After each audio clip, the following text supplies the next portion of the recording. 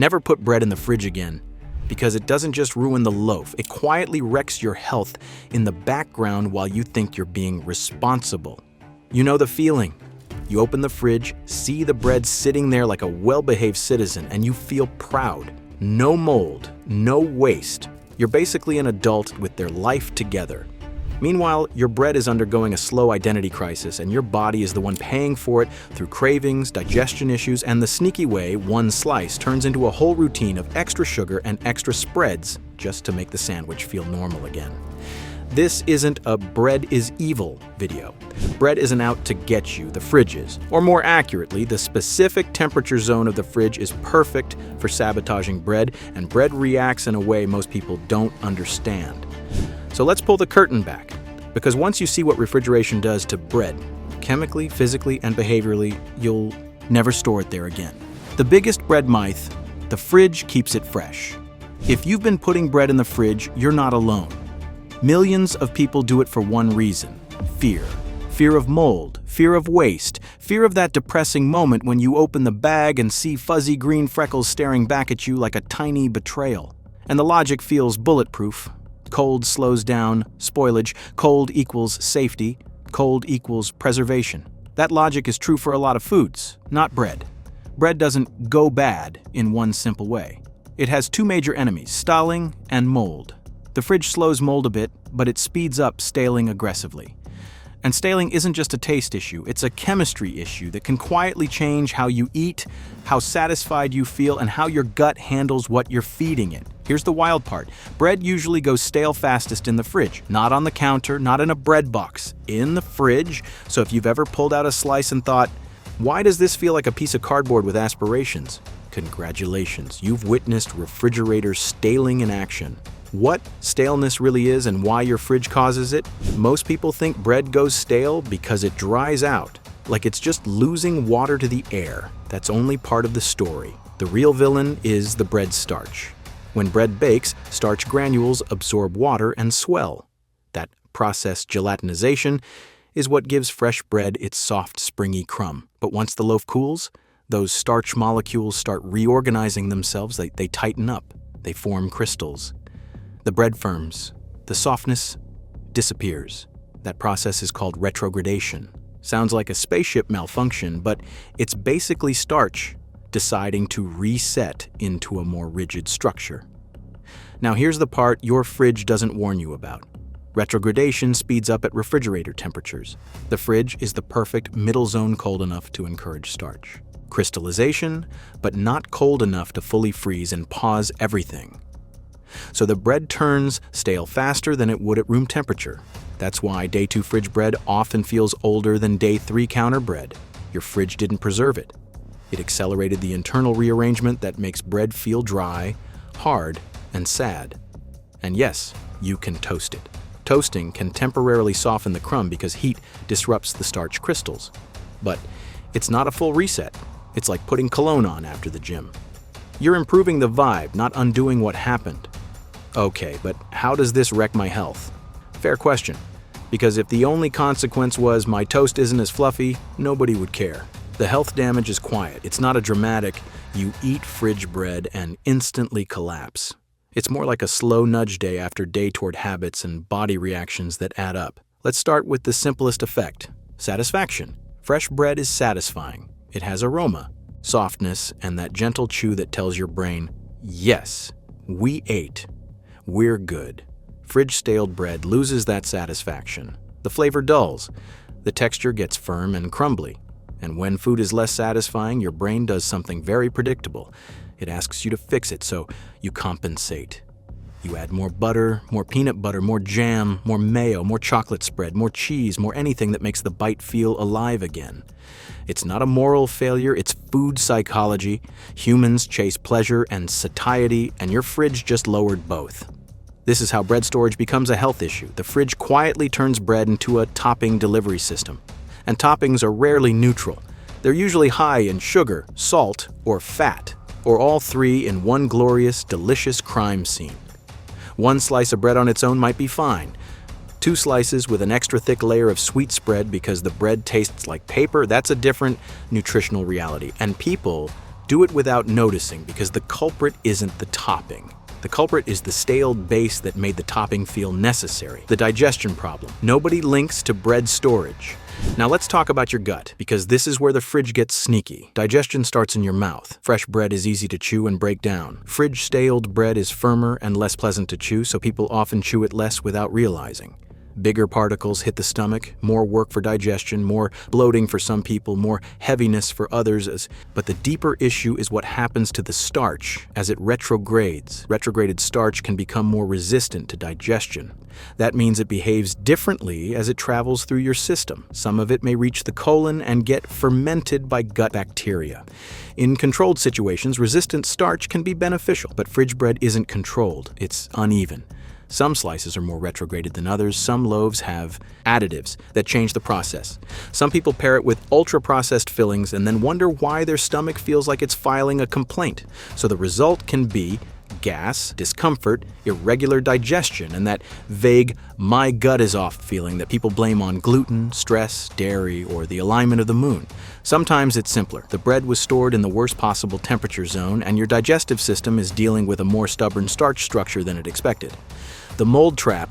Why the fridge isn't as safe as you think. Now, I can already hear someone whispering, but mold. Yes, mold matters. You should not be eating moldy bread. You should not be scraping it off like you're restoring an old painting. You should not be cutting around it like it's a harmless bruise. If there's visible mold, throw it out. But here's the inconvenient truth. The fridge doesn't solve mold. It changes the battlefield. Fridges are humid. Every time you open the door, warm air enters, hits cold surfaces, and moisture condenses. That moisture can collect inside bread bags, especially if the bread goes in and out of the fridge repeatedly. And mold loves moisture. So what happens is a cycle. Refrigeration slows mold growth while it's cold, but it can also encourage condensation. Then you pull the bread out, the temperature rises, and the damp surface becomes a perfect starting point for rapid mold growth. That's why some people swear fridge bread molds the moment it's back on the counter. It's not magic, it's condensation plus spores plus time. And the scary part is this. By the time you see mold, it's been there microscopically for a while. Visible fuzz is the finale, not the opening scene. Why freezing is different and why it's the move. So if the fridge is bad, what's good? Room temperature for short term, freezing for long term. Freezing drops the temperature low enough to dramatically slow molecular movement. Starch retrogradation still exists, but it's slowed way down. Mold growth is essentially paused. You're not sitting in that stale accelerator zone. The trick is timing. Freeze bread while it's still fresh, not when it's already halfway stale and you're freezing it out of guilt. Slice it first, freeze it flat, and toast from frozen. It's one of the rare life hacks that actually deserves the hype. And if you're thinking, I don't like freezer bread, there's a good chance you've only tried freezer bread that was frozen too late. Fresh in, fresh out. That's the rule. Your fridge is training you. Here's the bigger pattern. The fridge doesn't just change bread. It changes behavior. It makes bread less satisfying, so you add more toppings. It makes bread feel safe, so you keep it around longer. It makes bread available, so you eat it more mindlessly. It makes you think you're making a healthy choice, while quietly nudging you toward habits that aren't. That's why this matters, not because bread is poison, but because tiny kitchen habits create invisible routines. And routines are what shape health. And once you notice it with bread, you start noticing it everywhere. Because the fridge is not a magical preservation box. It's a controlled environment with rules, trade-offs, and side effects. Bread just happens to be one of the foods that exposes the illusion the fastest. So here's the question. If fridge bread has been quietly changing your cravings and digestion, what else in your fridge is doing something similar right now while the door's closed? What to do with the loaf? You already fridged. If your bread is already in the fridge, don't panic. You haven't ruined your life. You've just been playing on hard mode without realizing it. Take it out, check it carefully, and decide what it's for. If it's only slightly stale, toast it and use it for something that benefits from crispness.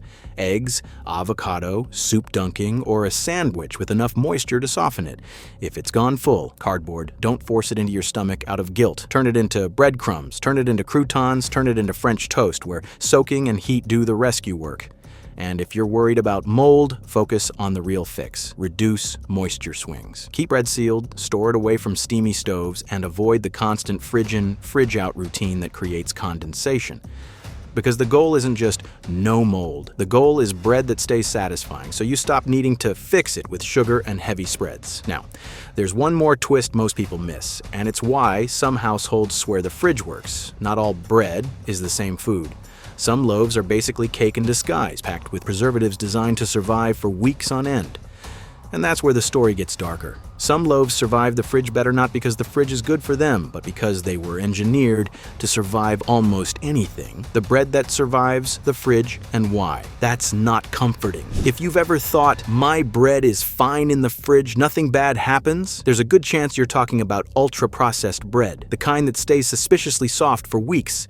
The kind that doesn't mold, doesn't change much, and somehow tastes the same on day 2 as it does on day 12. That's not resilience. That's chemistry doing overtime. Many mass-produced breads contain emulsifiers, dough conditioners, preservatives, and anti-mold agents specifically designed to stabilize texture and delay spoilage at room temperature. These ingredients interfere with starch retrogradation and moisture migration. They don't stop it completely, but they blunt the effects. So when you refrigerate that kind of bread, it doesn't seem to suffer the way an artisan loaf does. The texture holds, the slices stay bendy, the bread doesn't protest.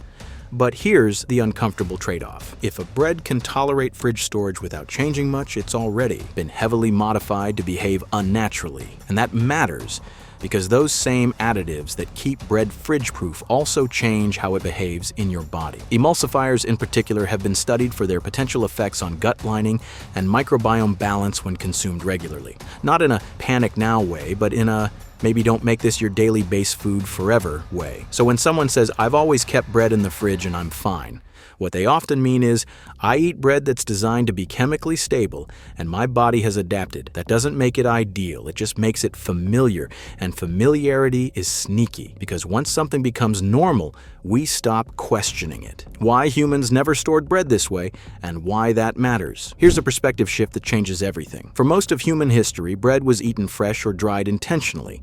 It was baked daily or every few days. It was stored in cool, dry places, sometimes wrapped in cloth, sometimes kept in wooden boxes, sometimes turned into rusks or hard bread on purpose so it could last longer without rotting. What humans did not do was store bread in a damp, cold box that sits just above freezing and cycles moisture constantly. The fridge is a modern invention. Bread is ancient, and bread hasn't had enough evolutionary time to adjust to refrigeration in a way that benefits us. When people say, but we have technology now, they're right, we do. But technology doesn't automatically mean biological compatibility. Sometimes it just means convenience, and convenience often asks your body to pick up the slack. The craving effect. Why fridge bread makes you want more. Now let's talk about cravings, because this is where the fridge really earns its villain arc. Food satisfaction is a loop. Texture, aroma, flavor, and mouthfeel all feed into a signal your brain uses to decide whether a meal was worth it. When that signal is strong, you stop eating naturally. When it's weak, you keep searching. Fridge-staled bread weakens that signal. The bread doesn't smell as good. Cold storage dulls aroma compounds. The crumb feels tighter. The bite feels less rewarding. So even if you eat the same number of calories, your brain feels underpaid. And when the brain feels underpaid, it negotiates. That negotiation looks like add something sweet, add something salty, add more fat, have another slice, have dessert later. Over time, this trains a habit loop where bread alone is never enough. Bread must be fixed, dressed up, compensated for. And that's how a simple slice quietly becomes part of a pattern of overconsumption that no one ever blames on the fridge. They blame willpower, they blame cravings, they blame themselves. But the fridge set the stage. Why this affects some people more than others. If you're thinking, I don't notice any of this, that doesn't mean it's not happening. It might mean your system is more tolerant, or your bread choice masks the effects. People with sensitive digestion, blood sugar instability, or a history of gut issues often notice fridge bread faster. They're more aware of bloating, heaviness, or that odd discomfort that doesn't feel like pain, just wrong. People who eat bread mindlessly while distracted, rushed, or stressed often don't notice until the pattern shows up somewhere else. Energy dips, increased snacking, feeling unsatisfied after meals. And people who eat bread occasionally might never connect the dots because the exposure is too low to feel obvious. This isn't about fear, it's about awareness. Small daily habits don't shout, they whisper. The just toasted argument, and why it doesn't save you. Let's settle this once and for all. Toasting helps. It makes fridge bread more palatable. It can temporarily disrupt starch crystals and improve texture, but it does not undo the entire process of retrogradation. And it doesn't fix the behavioral effects we've been talking about. If the bread needs to be toasted every time to be enjoyable, that's already a sign it's been compromised. Fresh bread doesn't need rescuing. It stands on its own. Toasting should be a choice, not a requirement. And if you've ever noticed that fridge bread still feels off, even when toasted drier, harder, less aromatic, that's because toasting treats the symptom, not the cause. What actually works, without turning you into a food monk. Let's bring this back to reality. You don't need a special diet, you don't need to swear off bread. You don't need to buy a $200 artisanal loaf every morning. You just need to store bread. Like bread. If you'll finish it in a few days, keep it at room temperature, away from heat and direct sunlight. Use a breathable container. Avoid trapping it in moisture. If you won't finish it, freeze it early. Slice it first. Toast from frozen. That's it. If you buy bread that already lasts forever, be honest with yourself about why. Convenience is fine, just don't confuse stable with ideal. And if you love sourdough, respect it. Don't punish it with a fridge. It survived centuries without your refrigerator. It'll survive your counter. Why this matters more than you think? This video isn't really about bread, it's about how modern habits sneak into our lives disguised as smart choices, while quietly reshaping how we eat, how we crave, and how we feel. The fridge feels safe, authoritative, scientific. It hums quietly and promises control. But food isn't just something to be controlled, it's something to be enjoyed, understood, and respected for how it actually behaves. Bread just happens to be the food that exposes the illusion fastest, because when bread goes wrong, you feel it immediately, in taste, in texture, in satisfaction, and once you notice it, you can't unnotice it. The quick test that changes everything. If you're skeptical, good, skepticism is healthy. Try this once, buy 2 identical loaves. Keep one on the counter, put one in the fridge. On day 2, make the same sandwich. No toasting, no heavy sauces, just bread and something simple. Pay attention to what your hands feel first, how the slice bends, whether it cracks. Pay attention to what your mouth does, how quickly you chew, how fast you swallow. Pay attention to your instinct. Do you immediately want to add something? That instinct is your body telling you which bread still works. The quiet takeaway. Never put bread in the fridge again, not because it's dramatic, not because it's trendy, but because it quietly changes the role bread plays in your life. It turns something simple into something you need to fix. It turns satisfaction into compensation. It turns a neutral food into a gateway for excess. And it does all of that without asking for permission. Once you take bread out of the fridge, something funny happens. You start enjoying it more. You need less on it. You stop thinking about it as much. It goes back to being bread. And that's exactly where it belongs. So if this video made you look at your fridge differently, do your future self a favor, take the loaf out tonight. Let it live where it was meant to live. If this opened your eyes, share it with someone who religiously refrigerates their bread. They're not wrong. They just haven't been told the truth yet. And if you want more deep dives into everyday foods and habits that quietly mess with your health, hit subscribe, turn on notifications, and drop a comment telling us what food you want exposed next.